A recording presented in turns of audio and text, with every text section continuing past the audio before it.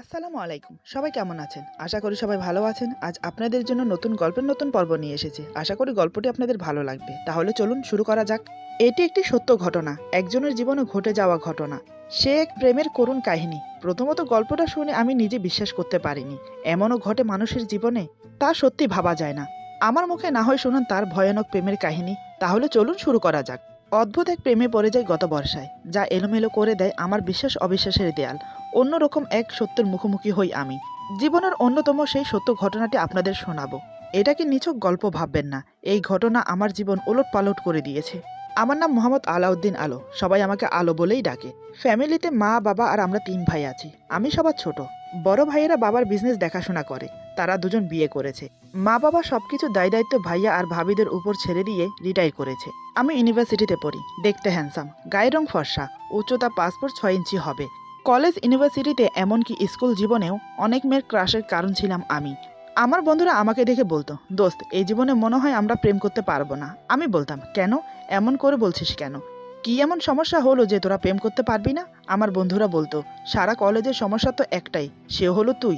মেয়েদের চোখের ক্রাশের কারণ তো তুই। তোকে ছেড়ে আমাদের উপর ক্রাশ খেতে যাবে কেন? লেখাপড়ায় বলিস তুই সেরা, যে কোনো প্রতিযোগিতায় বলিস তুই সেরা, দেখতে ভেরি হ্যান্ডসাম, তোর মতো দ্বিতীয় আর কেউ নেই। আরও নানান রকমের কথা শুনতে হতো ওদের। কিন্তু আমি ছিলাম অন্যরকম। সহজে প্রেম ভালোবাসায় নিজেকে জড়াতে চাইতাম না। কারণ পড়াশোনা করে অনেক বড় হওয়ার ইচ্ছা আছে। তাই সহজে কোনো মেয়েকে পাত্তা দিতাম না। এভাবে ভালোই দিন যেতে থাকে আমার। একদিন কলেজের ক্যাম্পাসে বসে আছি। এমন সময় একটা মেয়ে নীল থ্রি পিস পরা প্রবেশ করলো ভার্সিটিতে। তার রূপের প্রশংসা নাই বা করলাম, কারণ তার প্রশংসা করার মতো কোনো লাভস আমার মুখ দিয়ে বের হচ্ছে না। দেখতে খুবই সুন্দরী। যে আমি বলেছি কোনো মেয়েকে পাত্তা দেব না, সে আমি ক্রাশ খেলাম মেয়েটার উপর। আমার বন্ধুরা সবাই লক্ষ্য করলো হয়তো আমার ব্যাপারটা। একজন আমার দৃষ্টির সাথে দৃষ্টি মিলিয়ে বাইরের দিকে তাকায়। আমার মতো সেও প্রথমে অবাক হয়ে তাকিয়ে থাকে। তারপর নিজেকে সম্বরণ করে আমাকে বলে, কি রে দোস্ত, মনে হচ্ছে তো তোর ব্রত ভেঙেছে। আমি ওর কথায় সম্বিত ফিরে পেয়ে বললাম, ব্রত ভেঙেছে কিনা জানি না, তবে ক্রাশ খাইছি আমি। অপর একজন বলে, তাহলে আরে কি? এতদিন লাইলিরা ঘুরতো মজনুর পিছে, আর এখন মজনু ঘুরবে লাইলির পিছে। যাই বলিস দোস্ত, এতদিনে তোর একটা সদ্গতি হলো।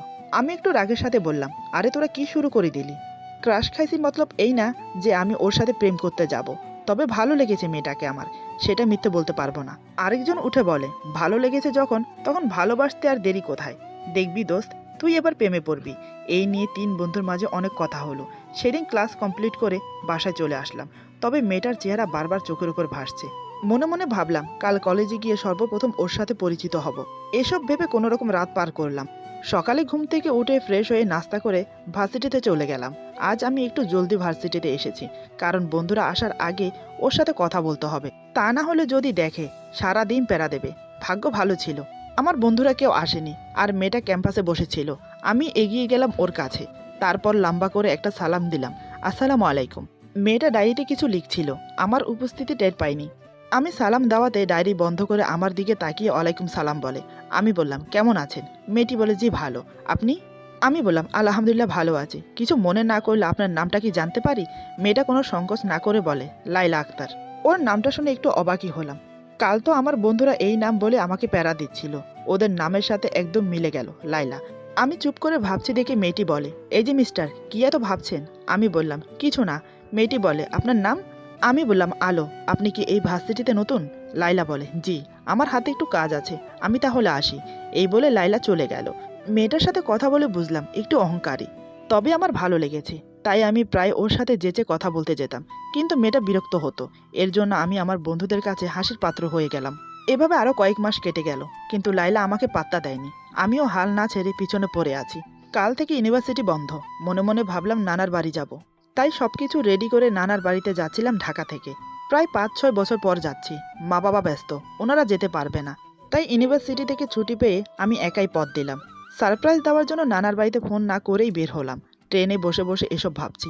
বিকেলের দিকে টিকিট কেটে ট্রেনে বসেছি। রাত ১১টা স্টেশনে নামলাম। অজ পাড়াগাঁয়ে স্টেশন। একটা কাক পক্ষীও নেই। দূরে শুধু একটা অচেনা পাখির চিকচিক ডাক শুনে হকচকিত হয়ে উঠলাম। আরও আগে নামার কথা, কিন্তু পথে ট্রেনের যান্ত্রিক সমস্যা হওয়ায় ২ ঘন্টা দেরি হয়ে গেল। স্টেশন থেকে নানার বাড়ি মাইল ৫-এর পথ। রিকশায় যেতে হয়, কিন্তু এত রাতে গ্রামে রিকশাওয়ালাদের একঘুম হয়ে গেছে। এই স্টেশনে আমার সাথে আরও একজন লোক নেমেছে, সাদা পাঞ্জাবি পরা, মাথায় লম্বা টুপি। একা একা যেতে ভয় লাগছে। ভাবলাম লোকটার সাথে গিয়ে পরিচিত হই। আমি বললাম, আসসালামু আলাইকুম চাচা, আমার নাম আলো, হাবিবুল্লাহ চেয়ারম্যানের নাতি, ঢাকা থেকে আসছি আমি। লোকটা কিছু বলল না, অদ্ভুতভাবে চেয়ে থাকলো। আমি বললাম, চাচা আপনি কোন দিকে যাবেন, চলুন একসাথে যাই। লোকটা হাতের ইশারা করে উত্তর দিকের রাস্তাটা দেখালো। আমি যাব পশ্চিম পাশের রাস্তা দিয়ে। লোকটা মনে হয় বোবা, কিংবা তার কথা বলতে ইচ্ছে করছে না। বোবা হওয়ার সম্ভাবনা কম, বোবারা সাধারণত কানে শোনে না, ইনি শোনেন। যাই হোক, আমি হতাশ হয়ে একা একাই হাঁটা ধরলাম। সবকিছু আগের মতোই আছে। 6 বছর পরে এসেও দেখছি কিছু বদলায়নি। আমি আমার নানার বাড়ির রাস্তা সম্পূর্ণ চিনি, তাই যেতে কোনো সমস্যা হবে না। অমাবস্যা রাত, অন্ধকারে কিছু দেখা যাচ্ছে না। আমি প্রচণ্ড ভীতু। রাতে গ্রামের রাস্তায় একা একা হাঁটা আমার কাছে পুলসিরাত পার হওয়ার চেয়েও দুঃসাধ্য। গা ছমছম করে ভয়ের একটা শীতল অনুভব বয়ে গেল আমার ভেতর দিয়ে। এত দূর হেঁটে হেঁটে যাব কি করে ভেবে ঘেমে গেলাম। ভাবলাম নানার বাড়িতে ফোন করি, যেন কেউ এসে আমাকে নিয়ে যায়। মোবাইলটা বের করে দেখি নেটওয়ার্ক নেই। অগত্যা মোবাইলে টর্চ জেলে আয়তুল কুরসি পরে বুকে 3বার ফু দিয়ে হাঁটা ধরলাম। কিছুক্ষণ হাঁটার পর মনে হলো আমার পিছন পিছন কেউ একজন আসছে। এটা একটা চিরাচরিত সমস্যা, সব রহস্য গল্পেই এই লাইনটা থাকে, পিছন পিছন কেউ একজন আসে। এমনকি রহস্য পত্রিকায় অনেক রহস্য গল্পতেই এই লাইনটা পড়েছি আর হেসে খুন হয়েছি। মনে মনে ভেবেছি লেখকেরা বুঝে আর কোনো লাইন পায় না, কিন্তু বাস্তবেও যে এরকম একটা অভিজ্ঞতা হতে পারে তা আজ বুঝলাম।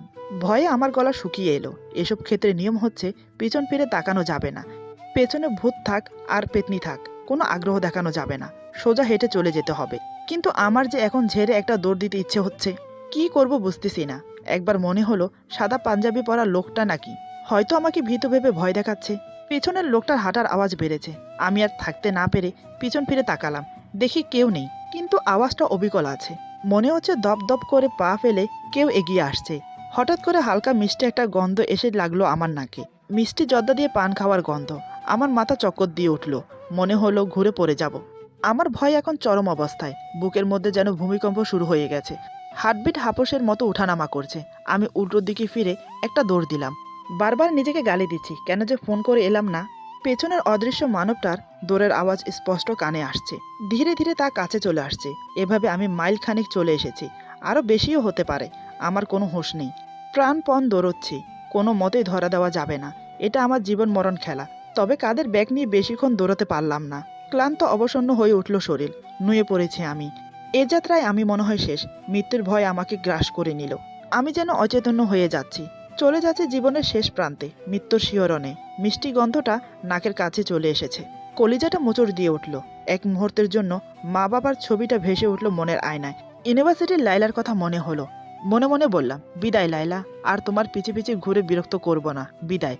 আমার ঘাড়ে স্পষ্ট ছোঁয়া অনুভব করলাম, ঠান্ডা শীতল কিছু একটার। ঘাড়ে হাত দিয়ে দেখি পানি, বৃষ্টি নামছে। কিছুটা প্রাণ ফিরে পেলাম। ভিজে যাচ্ছি আমি। পাশে একটা বাড়ি থেকে নারী কণ্ঠে খিলখিল হাসির আওয়াজ শুনলাম। অত শত না ভেবে দৌড়ে রাস্তার পাশে থাকা বাড়িতে আশ্রয় নিতে ছুটলাম। দূর থেকে বাড়ির ভেতর আলো জ্বলছে দেখতে পেলাম। বাড়ির ভেতরে প্রবেশ করে অনেকক্ষণ ধরে নক করলাম দরজায়। কেউ দরজা খুলল না। এত রাতে কেউ দরজা খোলার কথাও না। গ্রামের বাড়ি, কিন্তু একটু আগেও তো হাসির আওয়াজ শুনলাম, আলোও দেখতে পেলাম দূর থেকে। তাহলে এত তাড়াতাড়ি ঘুমাই কি করে? আবার মনে মনে ভাবলাম, গ্রাম অঞ্চল, নিশ্চয়ই চোর ডাকাতের ভয় আছে। আমাকে হয়তো চোর ডাকাত ভেবে ভয়ে দরজা খুলছে না। হতাশ হয়ে বাড়ির দরজায় বসে পড়লাম। ঘর থেকে একটু দূরে একটা কবর দেখতে পেলাম। উত্তেজনায় আমার সব ভয় মুহূর্তে উবে গেল। অন্য সময় হলে কবর দেখলে অজ্ঞান হয়ে যেতাম। কবরকে খুব ভয় পাই আমি, কিন্তু আজ কেন ভয় করছে না, কেন জানি না। হঠাৎ করে দরজাটা খুলে গেল। আমি উঠে দাঁড়ালাম। দেখি এক বৃদ্ধ মহিলা দাঁড়িয়ে আছেন অন্ধকারে, পরনে সাদা শাড়ি বলে মনে হলো। আমি সালাম দিয়ে আমার নানার বাড়ির নাম বললাম। বৃদ্ধা বলেন, ও চিনেছি, তুমি হাবিবুল্লাহ চেয়ারম্যানের নাতিন। আমার নানাকে সবাই চেনে, বিখ্যাত লোক এলাকার। আমি বললাম, আমি ঢাকা থেকে আসছি, ভিজে যাচ্ছি বলে একটু আশ্রয় নিয়েছি, বৃষ্টি থামলেই চলে যাব। বৃদ্ধা আমাকে ভিতরে নিয়ে বসালেন, তারপর গামছা এনে দিলেন মাথার পানি মোছার জন্য। আমি একটু অবাকই হলাম। ঘরময় অন্ধকার, কিছু দেখা যাচ্ছে না। আমার মতো অপরিচিতকে ঘরে এনে বসালেন, অথচ আলো জ্বালছে না। আবার অন্ধকারে গামছাও এনে দিলেন, কিন্তু কিভাবে? আবার মনে মনে বলে উঠলাম, ধুর, কি থেকে কি ভাবছি, এমনটা তো হতেই পারে। ওনার ঘরে কি কোথায় আছে না আছে উনি তো খুব ভালো করেই জানবে। আমি বললাম, দাদি, ঘর অন্ধকার কেন, হারিকেন নেই? বৃদ্ধা বলেন, আছে তো, দাঁড়াও দিচ্ছি, কিছুক্ষণ আগে নিভিয়েছি। আমরা শুয়ে পড়েছিলাম তো তাই। তুমি বসো, আমি হারিকেন পাঠাচ্ছি। তুমি এসেছো ভালোই হলো। নামাজ না পড়ে শুয়ে গিয়েছিলাম, নামাজটা পড়ে নেই। এই কথা বলে ভিতরে চলে গেলেন বৃদ্ধা। কিন্তু বৃদ্ধা আমাকে বাবা বলছেন কেন? আমি তো ওনাকে দাদি ডাকলাম। ওনার কি ছেলে টেলে নেই? যাক, বাদ দিলাম। মনে হয় বিদ্যা একা থাকে না, তার সাথে নিশ্চয়ই আরও কেউ আছে। এসব ভাবছি মনে মনে। এমন সময় হারিকেন আর খাবার নিয়ে এলো এক অপরূপা সুন্দরী মেয়ে। হালকা আলোয় অসাধারণ লাগছে ওকে। জীবনে এত রূপবতী মেয়ে দেখিনি। ঢিলে ঢালা জামা পরেছে মেয়েটি। এর পরেও তার প্রস্ফুটিত যৌবন ঠেলে বের হয়ে আসতে চাইছে। আমি হাঁ হয়ে তাকিয়ে আছি। মেয়েটি বলে, ড্যাব ড্যাব করে চেয়ে আছেন কেন? ওর কথায় আমার কোনো সম্বিত ফিরল না। আমি লাজ লজ্জা ফেলে ওর দিকে এক দৃষ্টিতে চেয়ে রইলাম। মেয়েটি হেসে বলে, আমি আনুশকা, উনি আমার দাদি। নামাজ পড়ছেন তো, তাই আমি খাবার নিয়ে এলাম। আপনি ঢাকা থেকে আসছেন, নিশ্চয়ই না খেয়ে আছেন। আপনি নিঃসংকোচে খেয়ে নিন। আপনার নানাদের বাড়ি আমি চিনি, অনেক দূর আপনার নানার বাড়ি। আমি এখানে স্থানীয় কলেজে পড়ি। আমার মা নেই। যেই কবরটা দেখে ভয় পেয়েছেন, ওটা আমার মায়ের। আমার জন্মের সময় মারা যান। বাবা ঢাকায় ছোট্ট একটা চাকরি করেন, নইলে আমাদেরকে নিয়ে যেতেন ওখানে। আমি শুধু বকবক করে যাচ্ছি, আপনি খান। আমি সম্বিত ফিরে পেয়ে বললাম, না না, কি যে বলেন। আপনার কথা শুনতে অনেক ভালো লাগছে, আপনি বলুন। ভেতরে ভেতরে আমি অবাক হয়ে গেলাম। মেয়েটা হড়বড় করে এত কথা বলছে কেন? একজন অপরিচিত ছেলেকে না জেনে না বুঝে নিজের ব্যক্তিগত কথা বলে দিল। তাছাড়া আমি ভয় পেয়েছি, তাও বুঝলো কিভাবে? ভাবলাম, চালাক মেয়ে, মুখ দেখে সব বুঝে নেয়। গ্রামে সাধারণত এত মিশুকে মেয়ে দেখা যায় না। ওই মেয়েটা কোন কালারের জামা পরেছে বলাই হয়নি, আকাশি নীল। অদ্ভুত লাগছে, মনে হচ্ছে স্বর্গ থেকে নেমে এসেছে। মেয়েটাকে আমার খুব ভালো লেগে গেল। খাবারের পর আমি জানালার পাশে গিয়ে দাঁড়ালাম। দেখি তুমুল বৃষ্টি বাহিরে, থামার কোনো লক্ষণই নেই। বৃষ্টির দিকে তাকিয়ে তাকিয়ে ভাবছি, মেয়েটা আমার মনের সবটা জায়গা জুড়ে বিরাজ করছে। এক দেখাতেই এতটা আপন মনে হচ্ছে ওকে। মনে হচ্ছে জগৎ সংসার সবকিছু ছেড়ে ওর কাছে থেকে যাই, ওর পাশে বসে শুধু ওকে দেখে যাই। এদিকে আমার ভার্সিটির লাইলা, মা বাবা, নিজের ফ্যামিলি, কারোর কথাই মনে আসছে না তখন। শুধু মেয়েটাকে নিয়ে ভাবছি। এমন সময় মেয়েটা আমার পাশে এসে দাঁড়ালো। তারপর বাহিরের দিকে তাকিয়ে বলে, আল্লাহ কি সুন্দর বৃষ্টি। উফ, আমার না ভিজতে ইচ্ছে করছে, কিন্তু ভিজলেই তো ঠান্ডা লেগে যাবে, তাছাড়া দাদিও বকবে। আমি মেয়েটার কথা শুনে অবাক হয়ে মেয়েটার দিকে তাকিয়ে মনে মনে ভাবছি, মেয়েটা অনেক সহজ সরল, মনের কথা গোপন রাখে না। এরকম সরল মেয়ে আমি আগে দেখিনি। অপরিচিত মানুষের সাথে এমন ফ্রিভাবে কথা বলছে, যেন অনেক দিনের চেনা জানা। এমন সময় বৃদ্ধা এসে বলেন, বাবা, বৃষ্টি মনে হয় আজ থামবে না। তুমি ওই পাশের রুমটাতে গিয়ে শুয়ে পড়ো। ওইটা আমার ছেলের রুম, ও ঢাকা থেকে আসলে থাকে। আমি বললাম, না না, আমি এক্ষুনি চলে যাব, বৃষ্টি কমে যাবে। বৃদ্ধা বলেন, এখন যাবে কিভাবে? সকালে চলে যেও, বৃষ্টি কমবে না। আষাঢ়ে বৃষ্টি এত সহজে কমে না। যাও শুয়ে পড়ো বাবা। আমি ওপরে ওপরে না না করলেও ভেতরে ভেতরে থাকার জন্য রাজি, কারণ এই সহজ সরল মেয়েটাকে আমার খুব পছন্দ হয়ে গেছে। তাছাড়া সারা রাত বৃষ্টি হবে, হয়তো মেয়েটার সাথে ভেজার একটা চান্স পেয়ে যেতে পারি। এসব কথা ভাবতে ভাবতে পাশের রুমটাতে প্রবেশ করি। অন্ধকার একটি ঘরে আমাকে ঘুমোতে দেওয়া হলো। সামান্য ভয় পেলাম। বিছানায় শুতে যাব, দেখে আমার বিছানায় কে যেন ঘুমিয়ে আছে। ভয়ে আমার গা শিউরে উঠল। ভয়ে ভয়ে হাত দিয়ে দেখি একটা কোলবালিশ। পাশের ঘর থেকে আনুশকার খিলখিলিয়ে হাসি শোনা গেল। নিজের বোকামিতে লজ্জা পেয়ে শুয়ে পড়লাম, কিন্তু একটা কথা ভেবে পাচ্ছি না, মেয়েটা বুঝলো কিভাবে আমি যে কোলবালিশ দেখে ভয় পেয়েছি? সে তো এই রুমে নেই, তাহলে হাসলো কেন? জানি না বাবা। রাত মনে হয় 3টার মতো বাজে। শুয়ে আছি, কিন্তু ঘুম আসছে না। এখানে আসার পর ঘটে যাওয়া ঘটনাগুলো নিয়ে ভাবতে লাগলাম। সকালে নানার বাড়ি গেলে তারা অনেক কথা জানতে চাইবে। তাছাড়া গ্রামের একটা বাড়িতে এভাবে অপরিচিত একটা ছেলেকে থাকতে দেওয়াও অস্বাভাবিক। যাই হোক, নিজের এরকম নেগেটিভ ধারণার জন্য নিজেকে বকা দিয়ে ঘুমানোর চেষ্টা করলাম। আচমকা আমার গায়ের উপর একটা শীতল হাতের ছোঁয়া পেয়ে আতকে উঠলাম ভয়ে। বুক ধুক ধুক করে উঠল। দেখে আনুশকা আমার কানে কানে এসে ফিসফিসিয়ে বলে, ভয় পেয়েছেন? চেঁচাবেন না, দাদি জেগে যাবে। চলেন বৃষ্টিতে ভিজি। আমি অবাক হওয়ার ভান করে বললাম, এত রাতে? কিন্তু মনে মনে যা ভেবেছিলাম তা ঘটে যাওয়ায় খুশি হয়ে গেলাম। ভয়ে ভয়ে থাকলাম ও আবার চলে যায় নাকি। ও বলে, ভিজার জন্য আবার দিন রাত কি? আর রাতে ভিজতেই তো মজা। আমি বললাম, তুমি কি প্রায় রাতেই ভিজো নাকি? ও বলে, আরে না, একবার ভিজে অনেক ঠান্ডা লেগেছিল। আচ্ছা চলেন যাই। আমি আর আপত্তি করলাম না। আনুশকার পিছে পিছে চুপি চুপি বাইরে এসে দেখি ব্যাপক বৃষ্টি। আনুশকা খুশি হয়ে গেল। আমাকে বলে, আমার হাত ধরুন, প্লিজ, সংকোচ করবেন না। আমি তো বিস্ময়ে অবাক, এই মেয়েটা কি বলছে? আনুশকা আবার বলল, আরে কি এত ভাবছেন, ধরুন আমার হাত। আমি আর সংকোচ করলাম না। সে যখন নিজের ইচ্ছায় বলছে হাত ধরতে, তাহলে আমি ছেলে হয়ে কেন সংকোচ করব? দুজন দুজনের হাত ধরে বৃষ্টির মাঝে ঘুরে ঘুরে ভিজে চলেছি। গ্রাম অঞ্চলের মাটি খুব পিছলে হয়, বৃষ্টি হলে সেটা অনুভব করা যায়। এখনও তাই হয়েছে। সেজন্য আমি আর আনুশকা স্লিপ খেয়ে মাঝে মাঝে দুজনের কাছাকাছি চলে আসি। দৃশ্যটা বেশ উপভোগ করার যোগ্য। আমি তো এমনটাই চেয়েছিলাম, কিন্তু সেটা কিভাবে সত্যি হয়ে গেল? মেয়েটা কি মানুষের মন পড়তে পারে? কে জানি বাবা, কিছু মাথায় আসছে না। এমন সময় আনুশকা আমার হাত শক্ত করে ধরে বলে, আপনাকে আমার অনেক ভালো লেগেছে। আমি মনে মনে বললাম, আমার মনের কথাই ও বলে ফেলল। আমরা হাত ধরে ভিজতে লাগলাম। ঝুম বৃষ্টি নেমেছে, দূরে একটা দুটা বাজও পড়ছে। বৃষ্টির তোরে আনুশকার ভেজা চুল আমার মুখে এসে বাড়ি খাচ্ছে। তার ছোঁয়ায় আমার সারা শরীরে যেন বিদ্যুৎ বয়ে যাচ্ছে। আনুশকার পাতলা জামা ভিজে গায়ের সাথে লেপটে গেছে। ইচ্ছে করলো ছুঁয়ে দেই একবার। আমি বললাম, আনুশকা তুমি অনেক ভালো, খুব সরল সোজা। এই বলে হ্যাঁচকা টানে আমি আমার বুকের মাঝে জড়িয়ে নিলাম। আনুশকা তাল সামালতে না পেরে আমার বুকে ঝাঁপিয়ে পড়ে। বৃষ্টির রাতে দুজনের শরীর ভিজে একাকার। আনুশকা নিজেকে ছাড়িয়ে না নিয়ে আমাকে শক্ত করে জড়িয়ে ধরে। অদ্ভুত একটা ঠান্ডা স্রোত বয়ে গেল আমার পুরো শরীরে। হঠাৎ সে আমাকে ছেড়ে দিল। আমি নিজের ভুলটা বুঝতে পেরে মাথা নিচু করে বললাম, সরি। আমার দিকে তাকিয়ে আনুশকা একটা মায়াবী হাসি দিল। তার হাসিতে যেন মুক্ত ঝরছে। আমি আরও অপলকভাবে তাকিয়ে আছি ওর দিকে। একটু পর বৃষ্টি থেমে গেল। আনুশকা বলে, তুমি এখন চলে যাও। হালকা অন্ধকার, ভয় পাবে না তো? আমি বললাম, না না, ভয় পাবো না। আনুশকা বলে, চলে যেতে বলায় অবাক হয়েছ? এখন না গেলে সকালে গ্রামের মানুষ দেখলে খারাপ কথা রটাবে। আমি বললাম, ঠিক আছে, আমি তাহলে যাই। তুমি দাদিকে বুঝিয়ে বলো। আর আমি আবার আসবো। আনুশকা বলে, রাতে এসো, দিনে এসো না, তাহলে কেউ দেখবে না। ওর প্রস্তাবটা ভালো লাগলো। আমি বললাম, ঠিক আছে, আমি যাই তাহলে। আনুশকা বলে, ঠিক আছে, আবার এসো। আমি কিন্তু অপেক্ষায় থাকবো। আমি একটু মুচকি হেসে বললাম, অবশ্যই আসবো। এই বলে বিদায় নিয়ে নানার বাড়ির উদ্দেশ্যে রওনা দিলাম। তখনও অন্ধকার।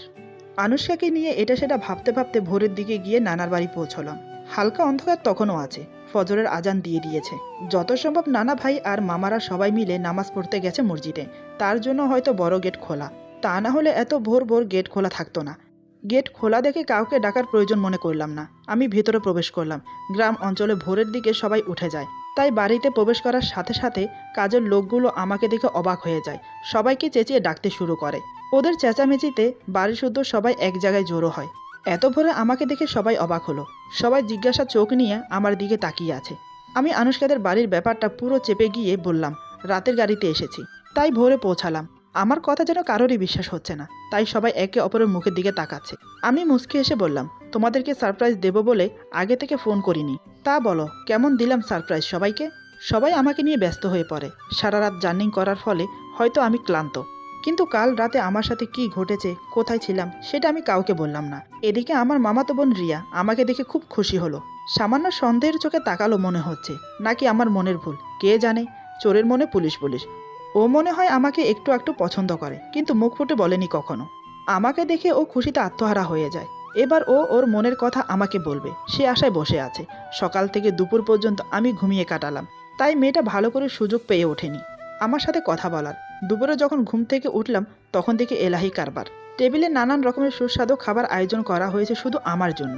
আমি তো দেখে অবাক। চেয়ারে বসতে বসতে বললাম, নানা ভাই, এত কিছুর আয়োজন কেন করেছো? নানা ভাইয়ের বদলে বড় মামি বলে, তা আর কি আয়োজন করলাম বাবা, কত বছর পরে এলি, তাই এই সামান্য আয়োজন। আমি বললাম, মামি, এটাকে সামান্য আয়োজন বলে না। কি নেই টেবিলের উপর বলো তো? এগুলোর নাম বলতে বলতে সারাদিন পেরিয়ে যাবে। আমার নানা ভাই বলে, তোকে আর কষ্ট করে নাম হিসাব করতে হবে না, তার চেয়ে বরং খাওয়া শুরু কর। আমি আর কথা বললাম না, খেতে শুরু করলাম। আমার পাশের চেয়ারে রিয়া বসেছে। সে খাচ্ছে আর আমাকে দেখছে। আমি ব্যাপারটা লক্ষ্য করলাম, কিন্তু কিছু বললাম না। খাওয়া দাওয়া শেষ করে নিজের রুমে এসে বসলাম। তখন রিয়া আসে আমার রুমে। আমি তখন চোখ বন্ধ করে আনুশকার কথা ভাবছি। রিয়া আমার রুমে কখন প্রবেশ করলো বুঝতেই পারিনি। সে খাটের উপর আমার পাশে বসে, তারপর আমার হাতের উপর হাত রাখে। হঠাৎ কারোর ছোঁয়া পেয়ে চোখ খুলে দেখি রিয়া বসে আছে আমার পাশে, তাও আবার আমার হাত ধরে। ব্যাপারটা আমি স্বাভাবিকভাবেই নিলাম। আমি উঠে হেলান দিয়ে বসে বললাম, কি ব্যাপার, তুই কখন এলি? টেরই পেলাম না। রিয়া একটু অভিমান করে বলে, টের পাবে কি করে? আমার কথা কি তোমার মনে আছে? আমার কথা যদি মনে থাকতো তাহলে নিশ্চয়ই অনুমান করতে পারতে তোমার রুমে কে এসেছে। আচ্ছা, চোখ বন্ধ করে কি এমন ভাবছিলে বলো তো, যে আমি আসলাম অথচ বুঝতে পারলে না? আমি চাচ্ছিলাম না আনুশকার কথা কাউকে জানাতে, তাই আমি কথা ঘুরিয়ে বললাম, আরে তেমন কিছু না, এমনি চোখ বন্ধ করে শুয়ে আছে। তারপর আমরা দুজন অনেকক্ষণ গল্প করলাম, কিন্তু তার মাঝেও আমি বারবার ঘড়ি দেখছি। আর কখন রাত হবে সে অপেক্ষা করছি, কারণ রাত নামলেই আমি আনুশকার সাথে দেখা করতে যাব। সে বলেছে রাতে যাওয়ার জন্য। আমি যে ওর জন্য ব্যাকুল হয়ে আছি। আজ আমি ওকে আমার মনের কথা জানাবো। এসব ভাবতে ভাবতে একসময় রাত হয়ে গেল। রাত 9টার মধ্যে খাওয়া দাওয়া করে সবাই ঘুমিয়ে পড়ল। গ্রাম অঞ্চলের লোকজন তাড়াতাড়ি ঘুমিয়ে পড়ে, তাতে আমার সুবিধাই হলো। আমি 10:30টার দিকে আমার মামাতো ভাইয়ের সাইকেল নিয়ে বেরিয়ে পড়লাম। যে ছেলেটা ভূতে ভয় পায়, আজ সে রাতের অন্ধকারে একাই সাইকেল চালিয়ে যাচ্ছে। কি অদ্ভুত ব্যাপার, তাই না? এক সময় আমি আনুশকার বাড়ির সামনে চলে এলাম। ঘরের ভেতর যত সম্ভব হারিকেন জ্বলছে। কি আশ্চর্য, আমি বাড়ির ভেতর প্রবেশ করার সাথে সাথে হারিকেন নিভে গেল। আমি বাহিরে দাঁড়িয়ে রইলাম, চিন্তা করছি কি করব। আনুশকাকে ডাকবো এসব ভাবছি, হঠাৎ আনুশকা কোত্থেকে এসে যা করলো তার জন্য আমি সত্যি প্রস্তুত ছিলাম না। এমন আচরণ এর আগে আমার সাথে কেউ করেনি। এরপর যা হলো, আজকের গল্প এখানে সমাপ্ত। গল্পের বাকি অংশ পেয়ে যাবেন আগামী পর্বে। আশা করি গল্পটি আপনাদের ভালো লাগবে। যদি ভালো লাগে তাহলে লাইক, কমেন্ট এবং সাবস্ক্রাইব করে আমাদের পাশে থাকুন।